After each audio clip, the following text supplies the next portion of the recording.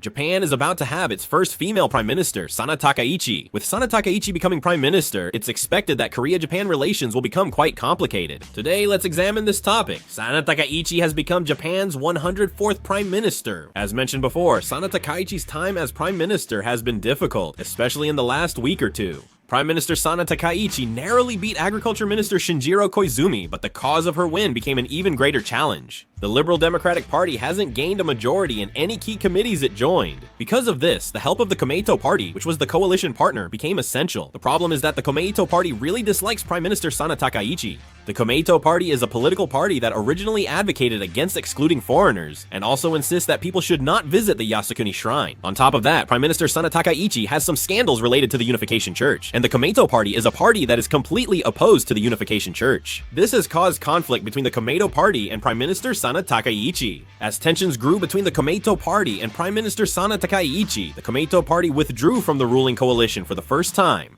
This is significant because, as I said earlier, the Liberal Democratic Party lacked its own majority. As a result, if opposition parties united, the government could realistically change, making it a crisis for Takaichi. At this point, the opposition parties started to seriously consider joining forces to change the government. The Constitutional Democratic Party has 148 seats, the Democratic Party for the People 27, and Komeito 24, totaling 199 seats. With 233 seats needed for a majority, just a few more would have let them change the government, but it didn't happen. The Constitutional Democratic Party and the Democratic Party for the People had notably different ideologies. The Constitutional Democratic Party's main backer, the Japanese Trade Union Confederation, strongly dislikes the Democratic Party for the People. This caused negotiations to fail from the start. Yushani Japan supported the Liberal Democratic Party, helping Takaichi win most votes. In Japan, the Prime Minister is elected by the Parliament, with separate votes held in both the House of Representatives and the House of Councillors. But if the person elected by the House of Representatives and the House of Councillors is different, the vote of the House of Representatives takes precedence. So whoever wins the vote in the House of Representatives becomes the Prime Minister. The Liberal Democratic Party holds 196 seats, and Nippon Ishin no Kai has 35 in the House of Representatives, totaling 231, just 2 seats below the 233 needed for a majority. Local Japanese reports also say about 4 independents plan to vote for Prime Minister Sanae Takaichi.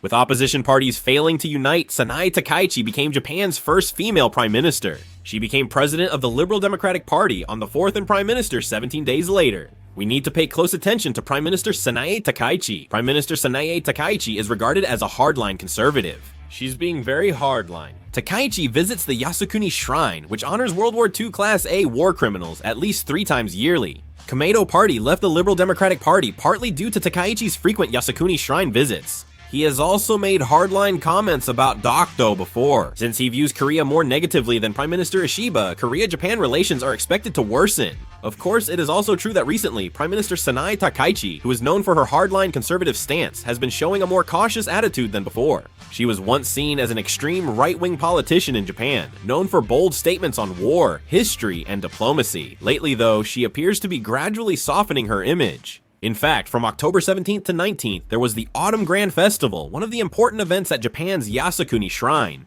Japanese cabinet members and politicians visit the shrine, claiming to honor war dead, but Class A World War II war criminals are also enshrined there. All this time, Sanae Takaichi hasn't cared about this controversy at all, and has visited the shrine in person every year. In fact, she has consistently done so more than 3 times a year. This kind of behavior has helped rally the conservative base within Japan, but at the same time, it has also seriously worsened diplomatic relations with neighboring countries like South Korea and China. This time, Prime Minister Takaichi didn't visit the shrine, but made an offering instead. It may seem simple, but politically, it's a major change. A direct visit may be viewed as praising war criminals, while making an offering is a compromise, showing respect but avoiding diplomatic tension. Japanese media highlighted this, noting Takaichi's shift to pragmatism. Now, there is analysis that diplomatic calculations with the prime minister position in mind have begun. Takaichi is now showing a different attitude than his previous harsh remarks. The person who called visiting Yasukuni Shrine an act of Japanese pride has now made a practical choice before becoming prime minister. Experts view this change as a crucial strategic decision for running the administration, not just an image makeover. The Liberal Democratic Party lacks a majority, and after losing its coalition partner Komeito Party, urgently needs centrist support. There is a convincing analysis that Takaichi is deliberately holding back on taking a hardline stance in order to minimize their resentment. The international community is also watching closely. Even in top United States and European diplomatic circles, there's uncertainty about Takaichi's ability to handle diplomacy as prime minister. In other words, Takaichi's recent offering is not just a simple act of compromise, but has become a symbolic event that shows the direction of the future cabinet's management. It can be seen as a stage where she is moving away from being a politician who was only focused on ideology in the past, and is now preparing to become a practical power operator. Let's also consider Korea-Japan relations. Former Prime Minister Ishiba valued and maintained strong ties with Korea. If Takaichi becomes Prime Minister, this relationship could worsen.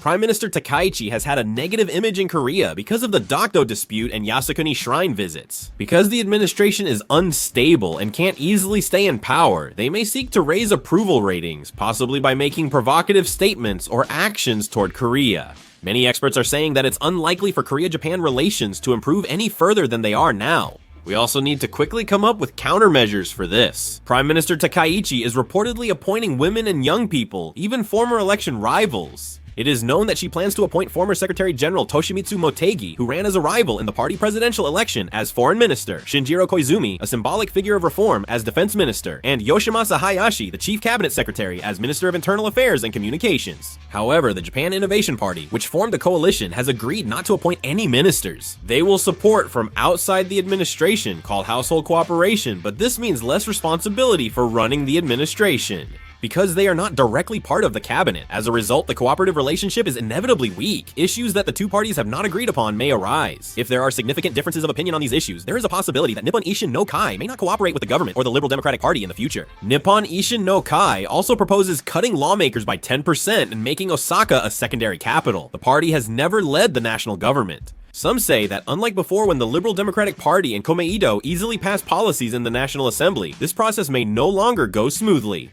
I doubt the cooperation between Nippon Ishin no Kai and the Liberal Democratic Party will last long. Japan is likely to move toward an even more right-leaning society in the future. The conservative trend in Japanese politics isn't new, but the Takaichi cabinet's launch marked a clear institutionalization of this direction. Until now, Japan's Liberal Democratic Party has maintained balance through safeguards with the Komeito Party. The Komeito Party, a centrist conservative group rooted in Buddhist circles, has curbed extreme policies like xenophobia. When Takaichi became party leader, the Komeito Party left the coalition and partnered with the hardline Japan Restoration Party. The Japan Restoration Party is seen as more right-wing than the Liberal Democratic Party. They pledged constitutional revision, formalizing the self-defense forces as a military and raising the defense budget, aiming to move beyond the post-war system. If that party and the Liberal Democratic Party work together, Japan's politics will shift toward military and security. This is because without the Komeito Party, which focuses on human rights, peace, and welfare, there will be no moderating force. In fact, Japanese media and experts believe that if the Takaichi cabinet is launched, there will be a renewed strong push to revise the constitutional structure, specifically the clauses that prohibit war and prevent Japan from maintaining a military. Takaichi herself has repeatedly stated in the past that Japan cannot protect itself with only civil liberties. Takaichi is seen as a hardline conservative in the Liberal Democratic Party. She openly defends Yasukuni shrine visits and has made statements glorifying Japan's wartime actions. If this tendency is reflected throughout the administration, it is highly likely that Japan's future security policy will move beyond strengthening the United States-Japan alliance and head toward expanding its own independent military power. In addition, in order to rally support from conservatives, she may take an even more resolute stance on historical and territorial issues. In particular, there is a high possibility that conflicts with South Korea will flare up again over historical issues such as Dokdo, comfort women, and forced labor, and this could be used as a means to temporarily boost the approval rating of the Takaichi administration.